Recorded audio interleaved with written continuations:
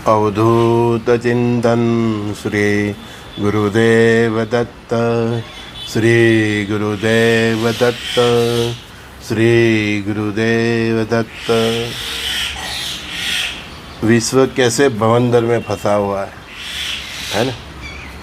बुलाया ही था मैंने, परमात्मा की वाणी थी, वही बोला था कि all NRI will be must come back. सभी NRI को भारत आना ही पड़ेगा, चाहे वो मिडल ईस्ट से हो, चाहे हमारे पड़ोस में हो, पाकिस्तान, बांग्लादेश, कहीं से भी हो, उन सब को भारत वापस आना ही पड़ेगा। बोला था, सबको बहुत अति लग रहा था और यूट्यूब के दुनिया में सबसे पहले मैंने ही बोला था। नई चैनल थी, फिर भी इतनी हिम्मत चाहिए थी बोलने के लिए। बोला था क्यों? क्योंकि परमात्मा की कृपा से 1992 से बता रहे थे हम, पेजर के ज़माने से, कि जब आएगा बीसा न रहेगा ईसा और मूसा, तब ऐसी परिस्थिति निर्माण होगी कि सभी भारतीयों को वापस आना ही पड़ेगा, अपने घर वापस आना ही पड़ेगा। मैंने यहाँ तक बोला था कि अपने रिश्तेदारों से जिन्होंने संबंध बिगाड़ दिए है वो सुधार लें, क्योंकि इन फ्यूचर में वही रिश्तेदारों की ज़रूरत आपको पड़ने वाली है। कई लोग क्या हुए, विदेश गए थे ना, तो वो अपने ऊंचा कर लिया था और इधर के इनके रिश्तेदारों को कुछ समझते ही नहीं थे, तो उनकी भी अभी ज़रूरत पड़नी है। और अभी भी मैंने बोला ही है कि जो बांग्लादेश में भी जितने हिंदू हैं, वो भारत में उनके जितने भी रिश्तेदार है नहीं है, तो वापस आ जाए। 1-1.5 साल के लिए कम से कम आ जाए, ठीक है ना। भारत सरकार ने उनके लिए दरवाजे भी खुले कर दिए हैं, उनको सिटीजनशिप, नागरिकत्व देने का भी वादा कर दिया है। तो इस परिस्थिति का लाभ उठा के आ जाए। बार बार इसीलिए बता रहा हूँ कि मैं सनातन धर्म से जुड़ा हुआ हूँ, तो सनातनियों के लिए मेरी फ़र्ज बनती है। मैं ये भी जानता हूँ कि जिसकी किस्मत में होगा वो ही हमारी बात सुनेंगे, और जिसको उधर नुकसान झेलना है, तन से, मन से, धन से, है ना, जिंदा जलना है, पीट के मरना है, उनका बलात्कार को झेलना है, अत्याचार को झेलना है, दुराचार को झेलना है, उधर सब अभी दुशासन, शकुनी, दुर्योधन एक्टिव हो गए हैं। अभी उनको झेलना है तो वहाँ रहे, है ना। हम उनकी किस्मत को नहीं बदल सकते, नियति को नहीं बदल सकते, ठीक है ना, लेकिन बता जरूर सकते हैं कि भाई ऐसा वक्त आ रहा है 2026 से ही मैं बोल दूँ कि साल, 1.5 साल के लिए, 2 साल के लिए अपने वतन आ जाना ही नहीं। मूल वतन आपका भारत ही है। और ये भी है कि बांग्लादेश, पाकिस्तान, अफ़गानिस्तान, नीचे म्यांमार तक पहले हमारा अखंड भारत ही था, लेकिन अभी जो उधर जो भी गवर्नमेंट चल रही है, उनकी जो कट्टरता वाली मानसिकता है, रिगार्डिंग आप उधर सर्वाइव नहीं कर पाओगे, तो आपको भारत आ जाना चाहिए। भारत सरकार की स्कीम का एडवांटेज उठा के भी नागरिकता भी ले लेनी चाहिए, ये मेरा एडवाइस है। आगे तो हरि करे सो होई। अमेरिका का बाद अभी कनाडा ने भी चालू कर दिया, सबको लीगली, जितने भी मतलब अप्रवासी है उनको निकालने का प्रोसेस चालू कर दिया। अभी केवल डॉक्यूमेंट्स देख रहे हैं, ठीक है ना, वो प्रोसेस तो मतलब उन्होंने चालू कर दिया। अभी जर्मनी का भी कल न्यूज़ में आया है कि जर्मनी में भी हज़ारों भारतीय जो स्टूडेंट हैं उनको देश निकाल की नोटिस दे दी है ना। ये कल ही आया है न्यूज़ में। बर्लिन यूनिवर्सिटी में विद्यार्थियों के वीज़ा रद्द होने की नोटिस मिल गई है, और उनके कोर्स की मान्यता भी रद्द हो सकती है, ऐसी संभावना है। स्टूडेंट्स की मेहनत और पैसे सब मुझे पूछ रहे हैं ना, सर जर्मनी जाओ, ऑस्ट्रेलिया जाओ।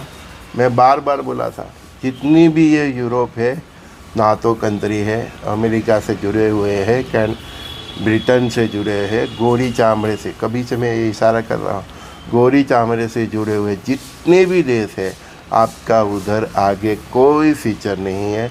चाहे आप 50 साल से उधर सेटल हो तो भी आपका आगे कोई फीचर नहीं है। फिर भी नए स्टूडेंट्स को, बच्चों को माँ बाप भेजते हैं, लाखों रुपया खर्च करके भेजते हैं, ज़मीन बेच के करते हैं, कर्जा लेकर, तो उन सब के गले में हड्डी फंसने वाली है। आपका बच्चों का अभ्यास भी अधूरा रह जाएगा, डिग्री भी नहीं मिलेगी और लाखों करोड़ों का खर्चा भी आपको मतलब आपका व्यय जाएगा। और उसमें भारत सरकार भी क्या करेगी? विश्व की अंधाधुंधी ऐसे फिरने वाली है, परिस्थिति ऐसे, ये ध्रुवीकरण का समय है। कल ही बोला कि 2020 से जो साल स्टार्ट हुआ है उसमें आधा समय तो हमने निकाल दिया है। हाँ, ये और भी ये देखना अगले 5-7 साल में क्या होता है। सबको वापस आना ही है। ये समुद्र मंथन चलता है। हाँ, इसमें मक्खन भी निकलेगा, दही भी निकलेगा, छाछ भी निकलेगी, लेकिन जो परदेश है उनको छाछ ही मिलने तो भी बहुत है। हाँ, अभी मक्खन इंडिया में ही है, समझ लेना आप। अभी चाहे आपको कुछ भी दिखे, कोई संभावना भी नहीं दिखे दूर दूर तक, लेकिन ये 60 साल में भारत में भी बहुत कुछ मतलब होने जा रहा है। एक न्यूज़ ये भी आया है कि मैरिज करके ग्रीन कार्ड जिन्होंने लिया है उनके ऊपर भी डिपोर्टेशन का लेटर जा रहा है। मतलब बहुत बारीकाई से अभी वो आपके डॉक्यूमेंट्स चेक कर रहे हैं। मैंने यहाँ तक बोला है कि जिनके पास ग्रीन कार्ड है, सिटीजनशिप है, उनको भी वापस आना पड़ेगा। उधर की मूल प्रजा, उधर के पॉलिटिशियन और गवर्नमेंट की मिली भगत है। हाँ, सबको वापस आना पड़ेगा। आपको गैस स्टेशन पे मार दिया जाएगा, मॉल में मार दिया जाएगा, विध परिवार आपको जला दिया जाएगा, जैसे बांग्लादेश में हो रहा है अभी। पहले पाकिस्तान में भी बहुत हो चुका। आपको मजबूर किया जाएगा कि अभी इधर मरने, जब तक कहते हैं ना कि अनुभव से ही ज्ञान आता है, तो मैं भी समझता हूँ कि कहीं ऐसे लोग होंगे जिनको जो देखेंगे अपने पड़ोस में कि हिंदुओं का घर जला दिया, हाँ, इंसानों के साथ जला दिया, गैस स्टेशन जला दिया, मॉल में जला दिया, मॉल में आते ठोक दिया, गोली मार दी, हाँ, सर तन से जुदा कर दिया, फिर ही सोचेंगे कि अब क्या करूँ, कुछ नहीं होगा। फिर अभी से ही बोल रहा था मैं, तो कई बार बोला है, प्लान भी मस्ट भी। हाँ, लोग क्वेश्चन करते हैं तो मुझे बार बार आपके सामने ये वीडियो बना के आना पड़ता है, ताकि एक ही बात बार बार बोलने का भी क्या मतलब है। हाँ, वो थाईलैंड ने भी कंबोडिया में विष्णु भगवान की मूर्ति तोड़ दी। दशा बैठती है तो कैसे कैसे दुर्बुद्धि होती है ना। पहले अफ़गानिस्तान में ऐसा हो चुका है बुद्ध भगवान के। हाँ, अभी थाईलैंड ने कंबोडिया में जो भगवान विष्णु की मूर्ति थी उसकी तोड़ दी। अब झेलो, आगे देखो, झेलना ही पड़ेगा। तो ये सब आप देखो कि क्या क्या हो रहा है विश्व में। बांग्लादेश के प्रथम जो महिला वड़ा प्रधान थे वो खालिदा जिया, तो उन्होंने देह छोड़ दिया है। तो उनकी जो अंतिम विधि है उसमें हमारे जयशंकर जा रहे हैं, एस जयशंकर। वो शान में जा रहे हैं ये विधि में, लेकिन वो शान में बांग्लादेश को समझा देंगे कि भैया बहुत हुआ है ना, अब बर्दाश्त के बाहर चला रहा है, पानी नाक तक आ गया है ना। अभी कुछ आगे हुआ तो भारत की सिटीजन के बर्दाश्त के बाहर चला जाएगा।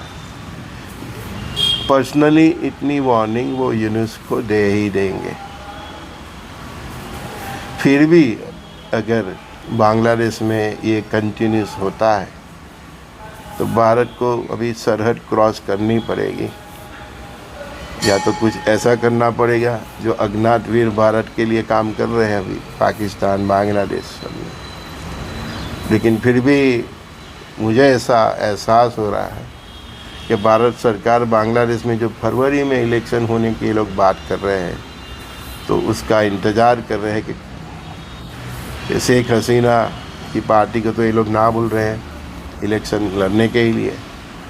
तो भारत अभी भी वो उम्मीद में है कि शेख हसीना की पार्टी इलेक्शन में आ जाए, उसको परमिशन मिल जाए और वो इलेक्शन जीत जाए और पहले जैसा भारत और बांग्लादेश का रिश्ता बन जाए।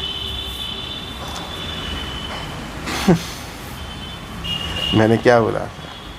सोच नहीं बदलती। भारत सरकार क्या कर रही है? अब देखो उनकी सोच, शेख हसीना नहीं थी तो पब्लिक की सोच तो देखो। लाखों लोग रोड पे आ रहे हैं, हजारों लोग हिंदुओं को रोड पे आके मारते हैं, पीटते हैं। कोई भी सरकार आ जाए, इनकी सोच नहीं बदलेगी। कट्टरवाद इनके भीतर छुपा है, वो अभी छलक रहा है, रोड पे आ रहा है? कल भी एक चंद्रामणि कौन सा मंदिर था, उसको भी घेर लिया था ये लोग ने। तो इनकी सोच को देखो। आप इनसे क्या अपेक्षा रखते हो? मुझे तो कई बार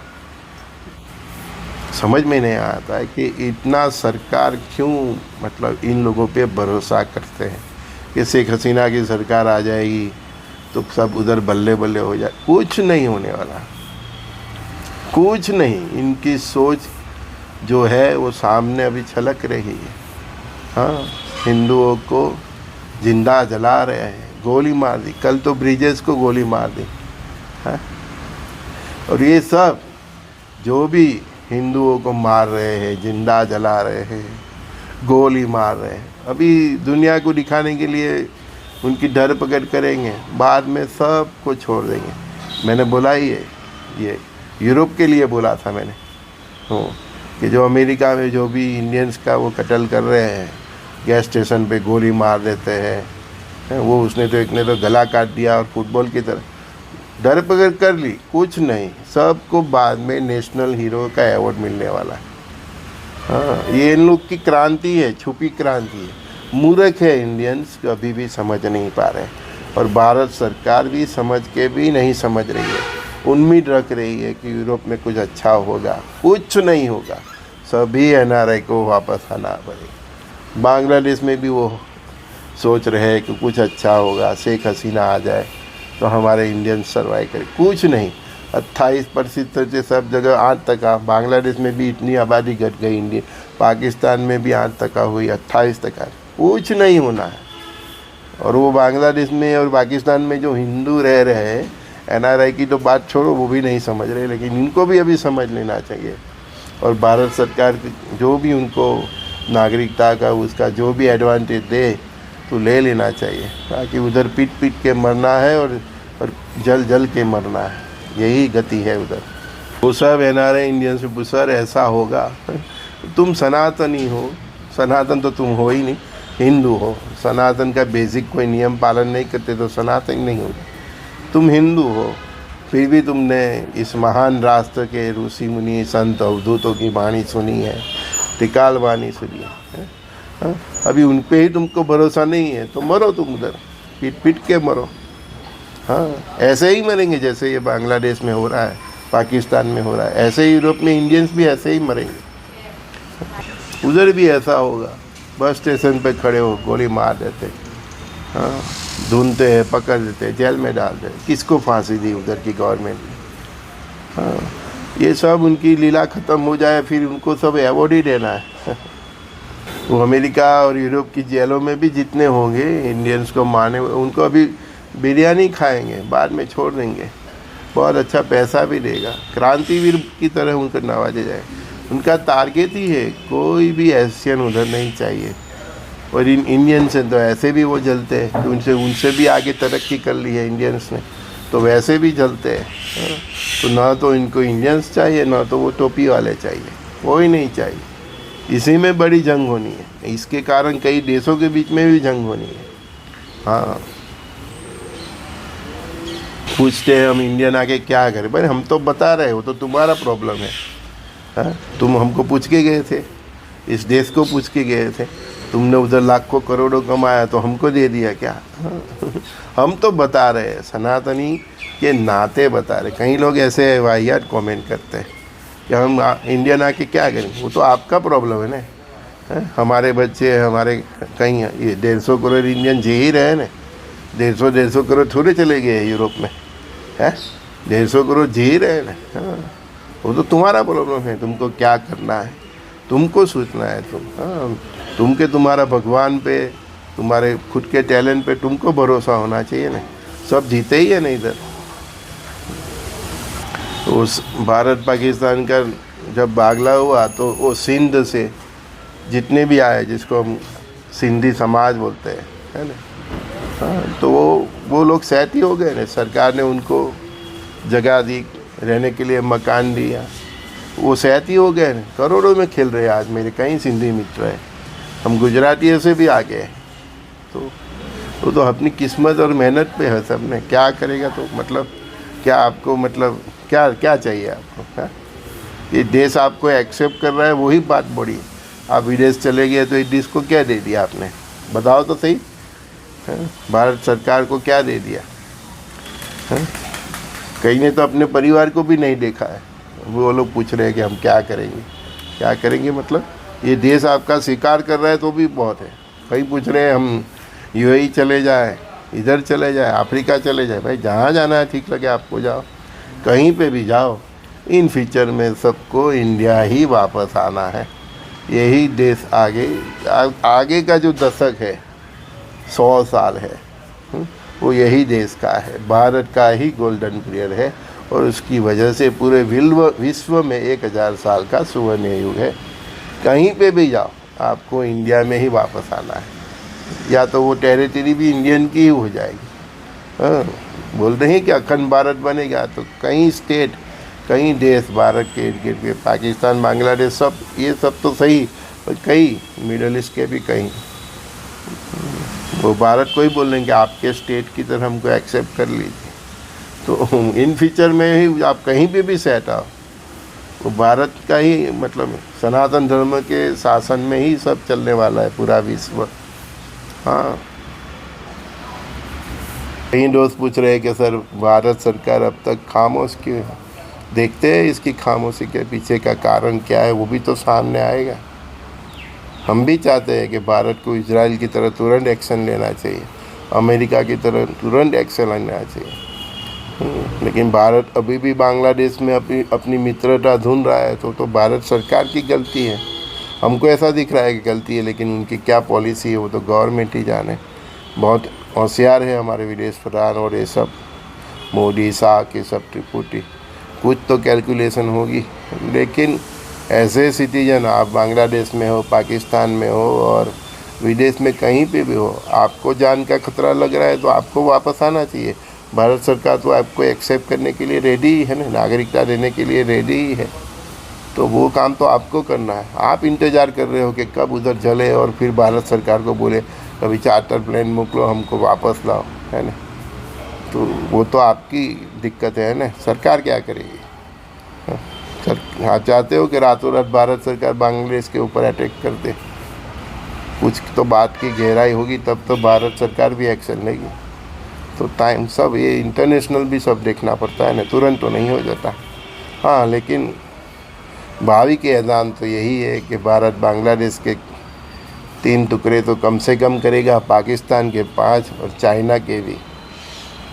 और उसमें छोटे छोटे भूटान जैसे छोटे छोटे स्टेट का निर्माण करेगा, जिसमें ये बांग्लादेशी और पाकिस्तानी जैसे हिंदू है उधर रह सकेंगे। तो ये तो भावी का ऐलान है, परमात्मा ने बोला ही है तो होगा ही। लेकिन भारत सरकार कब एक्टिव होती है वो तो हमें धीरज रखना पड़ेगा। वर्तमान की सरकार से हम उम्मीद भी रख सकते हैं, हमारी सेना भी सक्षम है, हमारे अग्निवीर भी सक्षम है, हमारे पुलिस भी सक्षम है।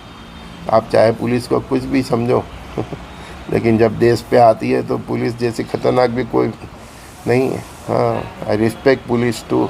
मानते हैं हमारे देश में भ्रष्टाचार बहुत है, लेकिन जब राष्ट्र जागता है तो यही देश में तो क्रांति हुई है। और यही देश, यही नागरिक, यही हमारे पूर्वजों ने हमको आज़ादी भी दिलाई है। तो जब कटोकटी आएगी तो सब शक्ति जागरूक हो जाएगी, ऋषि मुनियों भी जागरूक हो जाएंगे, हाँ, पांडव भी आएंगे, हाँ, देवों की सेना भी एक्टिव है, हमारी फौज में भी है, कल के रोज भगवान भी है। और भारत को आप क्या समझते हो, जैसे हमारे घर में एक देवस्थान का अलग रूम होता है ना, एक पूजा का एक अलग स्थान होता है, ऐसे इस धरा पे भारत खंड वो एक मंदिर जैसा है। पूरा क्षेत्र और इधर की जो भी संतान है वो ऋषि मुनियों की ही संतान है। आप और मैं सब हमारे पूर्वज ऋषि मुनि ही थे, इसलिए हमारा बेस सनातन है। आप हिंदू है लेकिन आपको उससे एक आगे स्टेज चलना है, सनातन को एक्सेप्ट करना है। बेसिक जो हमारे सनातन के जो नीति नियम है उस प्रकार से जीना है, तब आप सनातनी हो। तो इस भूमि पे कालखंड में कई राजा आगे गए, अंग्रेज़ों का राज आया, मुग़लों को आया, लेकिन फिर भी सनातन का अस्तित्व रहा। हमारे कुछ कर्म हो गए कि हमने 1000-1500 साल हो गए उसको बर्दाश्त किया, लेकिन वो कर्म ख़त्म हो गए। अब फिर से वो सनातन और भारत का राष्ट्र मतलब उदय होने का वक्त आ गया है। ये लोग रहेंगे ही नहीं अभी ना, ईसा मूसा कोई एकदम क्लीन हो जाएगा। नास्तिक भी सब, ये चीन ये सब जितने भी नास्तिक हैं सनातन के विरोधी, क्योंकि ब्रह्मांड का सत्य ही सनातन है। हम लोग सनातन ही है इसलिए इसकी फेवर की बात कर रहे हैं, ऐसे नहीं। कोई भी धर्म का व्यक्ति अगर ये सत्य समझता है तो वो भी यही बोलेगा, कोई भी। क्यों, जो ब्रह्मांड का, मैं तो यहाँ बोलता हूँ, इस लेवल तक बोलता हूँ कि जो ब्रह्मांड का परम सत्य है उसकी स्थापना होने जा रही है। तो ब्रह्मांड का जो परम सत्य है, ब्रह्मांड का जो धर्म है, इसको हम सनातन बोलते हैं। तो ब्रह्मांड तो सबका है, सभी धर्म का है, सभी पंथ का है। आप नहीं समझते हो तो आपकी गलती है, आपके जो भी आपको सिखाते हैं उनकी गलती है। ब्रह्मांड को सत्य पकड़ना चाहिए। ब्रह्मांड का सत्य क्या है? शुद्ध सात्विक जीवन, चरित्र, सखा भाव, परस्पर देवों का भाव, विश्व एक परिवार है, ब्रह्मांड एक परिवार है, ऐसा भाव है ना। हाँ, पशु पंखी सबको जीने का अधिकार है, प्रकृति का ख्याल रखना है ना, शुद्ध शाकाहारी जीना, जो ब्रह्मांड का सत्य है। एक पत्नी को धारण करना, एक पति को धारण करना, हाँ, माँ बाप की इज्जत, जो ब्रह्मांड का जो सत्य है, परम तत्वों को जानना, परम तत्वों को समझना, सूतक और ये सब नियमों का पालन करना, ऋषि मुनियों गुरुओं का सम्मान करना, है ना, बहुत कुछ है। कभी कोई ऋषि के आश्रम में तो जाइए तो मालूम पड़ेगा कि ब्रह्मांड का सत्य क्या है। कभी किसी अवधूत को तो मिलेगा तब मालूम पड़ेगा कि ब्रह्मांड का सत्य क्या है। हाँ, गुजरात में भी हो गए छेल्ले, जो रंगवदूत महाराज हो गए। फिर लास्ट में अभी सूरत में विश्वनाथ अवधूत हो गए। हमारे आसपास ही होते हैं, लेकिन हम हमारी लाइफ में इतने मस्त होते हैं तो समझ नहीं पाते हैं। हाँ, हाँ, शेगांव में गजानन महाराज हो गए, हाँ, साउथ में नुसी सरस्वती भगवान हो गए अवधूत जी, कर्नाटक में। तो ऐसे कई विभूति हमारे यहाँ तो अवतार लेते ही रहे, स्वामी विवेकानंद सब कितने हो गए, होते ही रहते, लेकिन हम उनके पास जाते नहीं। हम अपनी मस्ती में ही जीते, बस हिंदू है बस काफ़ी है। हिंदू से ऊपर आपको उठना है, सनातनी बनना है। और सनातनी बनने के लिए हम जैसे के पास आना है, ऋषि मुनियों के पास जाना है, तब तुमको समझ आएगा कि सनातन क्या है। इसी चैनल में देखो, सनातन के बेस पे हम कुछ सत्संग करते हैं, 1000-2000 लोग सुनते हैं, और ऐसी भावी के अजान की बात है, ये हो जाएगा वो हो जाएगा, तो 50,000 लाख तक दिखते हैं। तो हमको सनातन में कितना इंटरेस्ट है, सत्संग में कितना इंटरेस्ट है, वो भी हमको ऐसे ही मालूम पड़ जाता है। सत्संग का वीडियो हो तो 1000-2000 लोग देखेंगे, है ना, और ऐसे ये हो जाएगा वो हो जाएगा, ऐसा वीडियो डाल दिया, हाँ, तो 50,000 लाख लोग देखेंगे। कहीं चैनल पे तो 4 लाख लोग देखेंगे। बस आपको सनातन में कितना इंटरेस्ट है वो इसी से मालूम पड़ जाए कि समाज में, जो हम समाज में रहे हैं उसमें सनातन में कितना इंटरेस्ट है। वो सोशल मीडिया से भी मालूम पड़ जाए कि कितने लोगों को इंटरेस्ट है, कितने लोगों के इंटरेस्ट, कितना लोग पूरा वीडियो सुनते हैं। कई लोग ऐसे हैं मेरे खास जिसको सनातन में, तो बोलता सर 1 नहीं 2 नहीं 3-3 4-4 वीडियो डालो, आप जितना डालोगे उतना सुनेंगे। तो ऐसे कितने लोग हैं? तो इससे ही हमें मालूम पड़ जाए। तभी तो हम बोलता है ना कि पूरा गोडाउन है एक अनाज का, उसमें से मुट्ठी भर चावल निकाल लो, बस इतना ही लोग बचेंगे। क्योंकि इतना ही लोग को सत्संग में इंटरेस्ट है, इतने ही लोगों को सनातन में इंटरेस्ट है, इतना ही लोग चाहते हैं कि मेरे में खुद में बदलाव हो। और जो बदलाव में खुद में बदलाव करने के लिए भी सोचेगा तो वो भी डर जाएगा। हाँ, इस चैनल का इंटेंशन क्या है? मेन तो यही है कि आप डेली का सत्संग सुने और खुद में बदलाव कैसे आए उसके दिशा में जाए। आप उस दिशा में भी चलेंगे तो भी परमात्मा की कृपा होगी। ये परिवर्तन काल है, हमको मालूम पड़ जाता है। इससे समाज का रेशियो भी मालूम पड़ जाएगा, कितने लोग सर्वाइव करेंगे। सत्संग के वीडियो में ही मालूम पड़ जाता है। क्योंकि मेरा ही कोई भाविका एडन का वीडियो ने है तो उसमें 50,000 व्यू, कहीं में 70,000 व्यू है। अभी तो हमारी चैनल की शुरुआत है, और सत्संग का वीडियो हो तो 1,000 2,000। सत्संग में लोगों को इंटरेस्ट ही नहीं है, खुद में बदलाव में इंटरेस्ट नहीं है, तो फिर आप युग परिवर्तन का दरवाज़ा कैसे पार पाओगे? आप ही सोच लो। संजय दृष्टि का सभी दोस्तों को प्रणाम। श्री गुरुदेव दत्त कृष्णम वंदे जगत गुरु।